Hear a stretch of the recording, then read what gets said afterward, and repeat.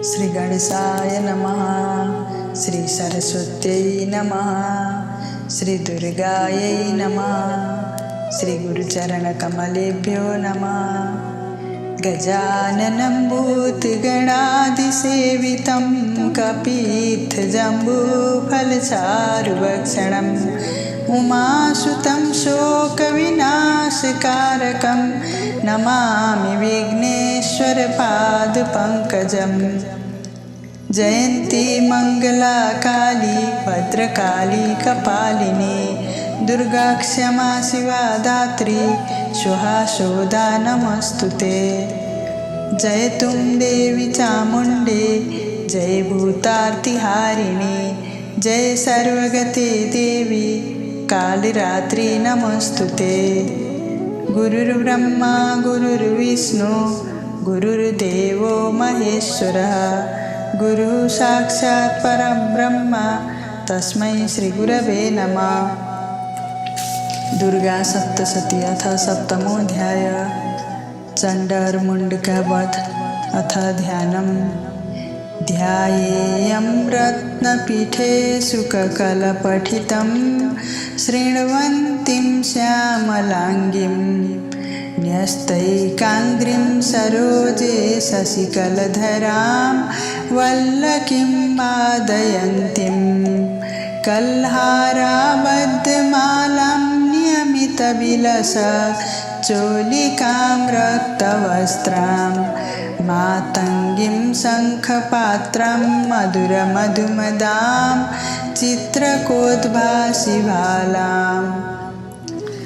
मैं मातंग देवी का ध्यान करता हूँ। वो रत्नमय सिंहासन पर बैठकर पढ़ते हुए तोते का मधुर शब्द सुन रही है।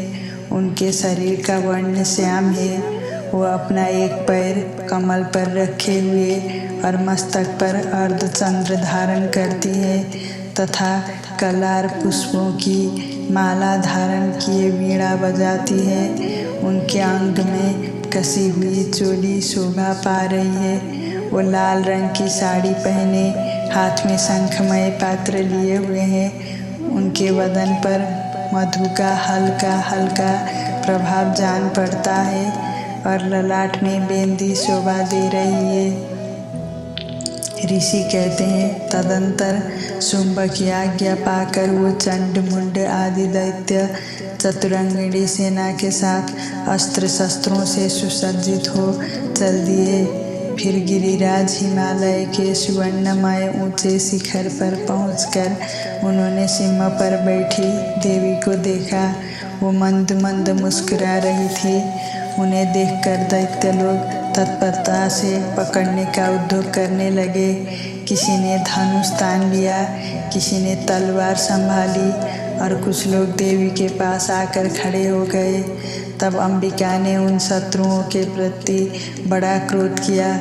उस समय क्रोध के कारण उनका मुख काला पड़ गया, ललाट में भौहें टेढ़ी हो गई और वहाँ से तुरंत विकराल मुखी काली प्रकट हुई जो तलवार और पास लिए हुए थी। वो विचित्र खटवांग धारण किए और चीते के चर्म की साड़ी पहने नरमुंडों की माला से विभूषित थी। उनके शरीर का मांस सूख गया था, केवल हड्डियों का ढांचा था जिससे वो अत्यंत भयंकर जान पड़ती थी। उनका मुख बहुत विशाल था। जीभ लपलपाने के कारण वो और भी डरावनी प्रतीत होती थी। उनकी आंखें भीतर को धसी हुई और कुछ लाल थी। वो अपनी भयंकर गर्जना से संपूर्ण दिशाओं को गुंजा रही थी। बड़े बड़े दैत्यों का वध करती हुई वो कालिका देवी बड़े वेग से दैत्यों की उस सेना पर टूट पड़ी और उन सबको भक्षण करने लगी। वो पार्श्व रक्षकों, अंकुशधारी महावतों, योद्धाओं और घंटा सहित कितने ही हाथियों का एक ही हाथ से पकड़कर मुंह में डाल लेती थी। इसी प्रकार घोड़े, रथ और सारथी के साथ रथी सैनिकों को मुंह में डालकर वो उन्हें बड़े भयानक रूप से चबा डालती थी। किसी के बाल पकड़ लेती, किसी का गला दबा देती, किसी को पैरों से कुचल डालती और किसी को छाती के धक्के से गिराकर मार डालती थी। वह असुरों को छोड़े हुए बड़े बड़े अस्त्र शस्त्र मुंह से पकड़ लेती और रोष में भरकर उनको दांतों से पीस डालती थी। काली ने बलवान एवं दुरात्मा दैत्यों की वह सारी सेना रौंद डाली, खा डाली और कितनों को मार भगाया। कोई तलवार के घाट उतार गए, कोई खटवांग से पीटे गए और कितने ही असुर दांतों के अग्रभाग से कुचले जाकर मृत्यु को प्राप्त हुए। इस प्रकार देवी ने असुरों की उस सारी सेना को क्षण भर में मार गिराया। यह देख चंड उन अत्यंत भयानक काली देवी की ओर दौड़ा तथा महादैत्य मुंड ने भी अत्यंत भयंकर बाणों की वर्षा से तथा हजारों बार चलाए हुए चक्रों से उन भयानक नेत्रों वाली देवी को आच्छादित कर दिया।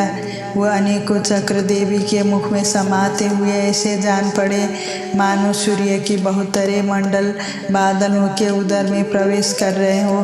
तब भयंकर गर्जना करने वाली काली ने अत्यंत रोष में भरकर विकट अट्टहास किया। उस समय उनके विकराल वदन के भीतर कठिनता से देखे जा सकने वाले दांतों की प्रभा से वो अत्यंत उज्जवल दिखाई देती थी। देवी ने बहुत बड़ी तलवार हाथ में ले हम का उच्चारण करके चंड पर धावा किया और उसके केस पकड़कर उसी तलवार से उसका मस्तक काट डाला। चंड को मारा गया देखकर मुंड भी देवी की ओर दौड़ा। तब देवी ने रोष में भरकर उसे भी तलवारों से घायल करके धरती पर सुला दिया। महापराक्रमी चंड और मुंड को मारा गया देख मरने से बची हुई बाकी सेना भय से व्याकुल हो चारों ओर भाग गई। तदंतर काली ने चंड और मुंड का मस्तक हाथ में ले चंडिका के पास जाकर प्रचंड अट्टहास करते हुए कहा, देवी, मैंने चंड और मुंड नामक इन दो महापशुओं को तुम्हें भेंट किया है। अब युद्ध यज्ञ में तुम शुंभ और निशुंभ का स्वयं ही वध करना। ऋषि कहते हैं, वहाँ लाए हुए उन चंड मुंड नामक महादैत्यों को देखकर कल्याणमयी चंडी ने काली से मधुर वाणी में कहा, देवी, तुम चंड और मुंड को लेकर मेरे पास आई हो, इसलिए संसार में चामुंडा के नाम से तुम्हारी ख्याति होगी। इस प्रकार श्री मार्कंडेय पुराण में सावर्णिक मनवंतर की कथा के अंतर्गत देवी महात्म्य में चंड मुंड वध नामक 7वां अध्याय पूरा हुआ। जय माता दी।